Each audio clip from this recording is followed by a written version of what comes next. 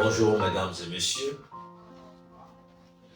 je viens à vous pour partager justement avec vous un thème très important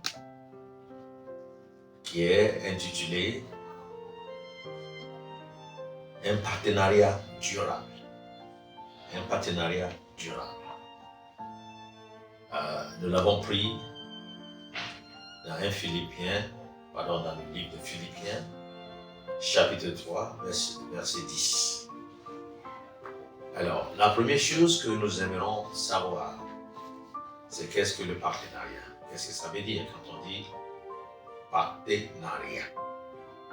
Le partenariat est un concept qui réunit deux ou plusieurs personnes ou opérations, le plus souvent dans un objectif de développement et dans lequel chacune des parties trouve un intérêt égal.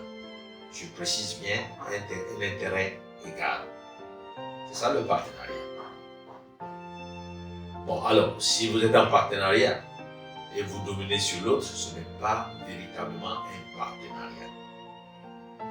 Le partenariat peut s'opérer entre couples et étendu aux enfants.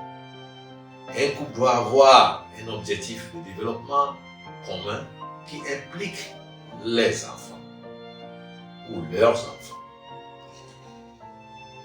Bien évidemment, est-ce que en réalité c'est ce que nous pratiquons? Dans nos communautés, le chef du village devrait être simplement celui qui anime le partenariat entre lui et les anciens, qui représentent les habitants des quartiers formant le village, qui dirige. Au niveau national, le président de la République devrait être en partenariat avec son entourage, le Parlement et les autres institutions de la République, étendues à l'ensemble du peuple. C'est ça le partenariat véritable. Alors, est-ce que c'est ce que nous pratiquons dans nos institutions, dans notre maison, dans nos églises? Comment fonctionne le partenariat? Ceux qui forment un partenariat doivent se connaître mutuellement. La connaissance mutuelle. L'absence de la connaissance mutuelle des parties prenantes provoque le dysfonctionnement du partenariat. L'échec devrait s'en suivre obligatoirement. Parce que vous ne vous connaissez pas. Vous allez tirailler sur des choses qui sont en réalité tout simplement des avantages pour l'un et pour l'autre.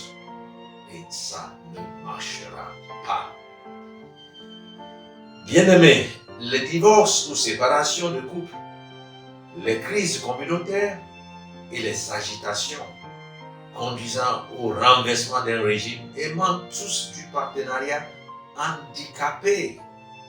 Le partenariat qui ne fonctionne pas, un mauvais partenariat, visiblement pas de partenariat. Intérieurement, nous n'avons pas ces caractéristiques-là pour prouver qu'en réalité, c'est un partenariat. Le partenariat est un concept divin parce qu'il est établi par Dieu lui-même.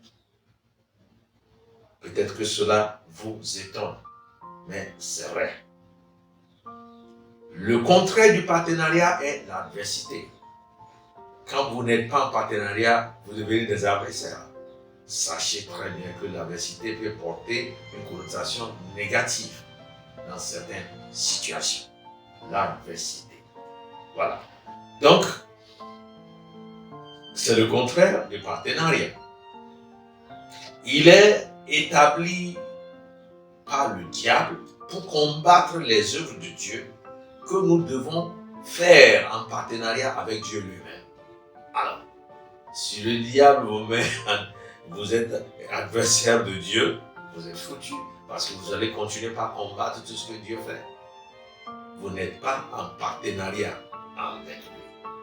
C'est le cas de beaucoup de chrétiens aujourd'hui, mais ils le font dans l'ignorance.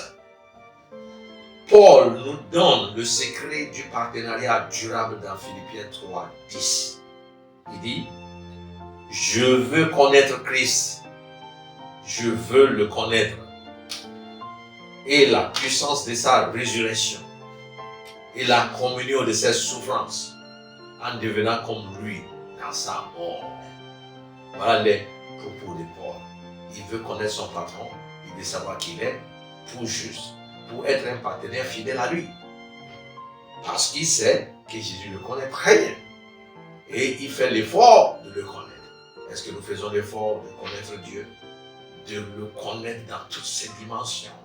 Si nous faisons, ce serait rentable pour nous. Alléluia.